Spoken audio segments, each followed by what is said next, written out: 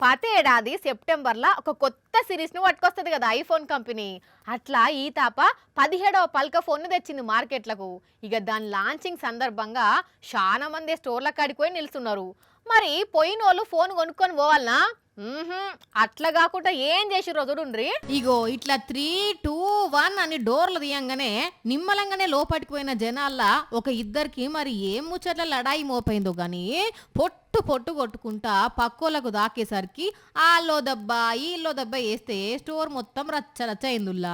ముంబైలో ఉన్న బీకేసీ స్టోర్లో అయిన పంచాది ఇది. కానీ ఇదేం పిచ్చో కదా కొందరికి అసలు. ఫోన్ అంటే ఐఫోన్ తప్ప వేరేది కాదన్నట్టే చేస్తారు. ఎండ్ల నుంచైనా పోయేది ఫోన్ కాలే తప్ప ఇంకోటి కాదు కదా. ఏం చేస్తాం, అట్లా ట్యూన్ చేసి పడేసిర్రు కంపెనీలు మన మెదళ్లను. కెమెరా కేక్ అని, సెక్యూరిటీ సూపర్ అని, ప్రైవసీ పర్ఫెక్ట్ అని చెప్పేసరికి ఐఫోన్ అంటే ఫోన్ కంటే ఎక్కువ స్టేటస్ సింబల్ గా మారిపోయింది చాలా మందికి. దానికి తోడు వాళ్ళ వ్యాపారం పెంచుకునే తందుకు పాత ఫోన్లు తీసుకొని మళ్ళా ఈఎంఐ కట్టించుకుంటా కొత్తది అంటగడుతుండేసరికి ఏడాదికి అప్డేట్ అవుతుంటారు జనాలు. కానీ మన కాంచి ఎంత గుంజుతుర్రు అనేది పట్టించుకోరు. సరే పైసలున్నోడు కొనుక్కుంటే ఓకే, కానీ దానికోసం కొందరు అవ్వయ్యను ఆగం పట్టించి మరి ఎచ్చుల పొయ్యి కొంటున్నారు కదా. గదే తిప్పల. దానికి తోడు అదేదో బంగారం అయినట్టు ఇయాల కాకుంటే ఇక దొరకనట్టు గిట్ల కొట్లాటలు ఒకటి. షట్ ఏం మనుషులు రా నాయనా.